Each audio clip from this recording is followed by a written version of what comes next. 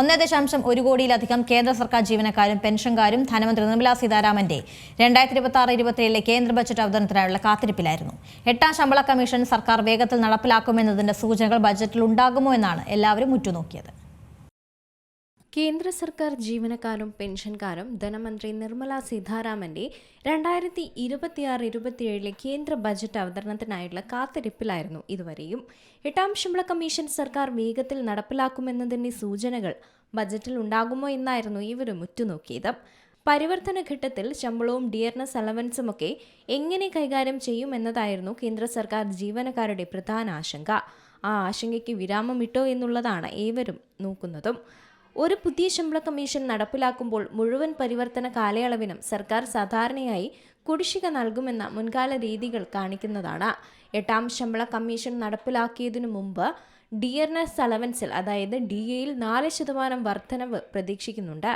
ഇത് 55%-ൽ നിന്ന് 59%-ആയി തന്നെ ഉയർത്തും.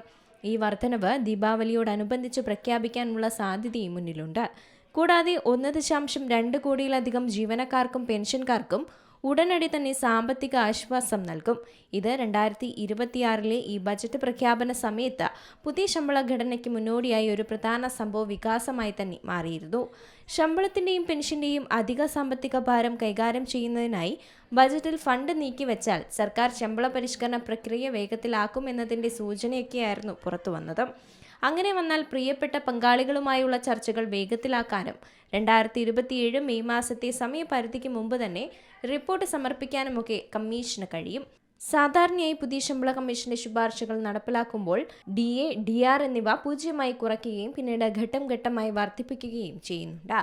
ഇപ്പോഴും കേന്ദ്ര സർക്കാർ ജീവനക്കാരും പെൻഷൻകാരും അതേ ആശങ്കയിലാണ്.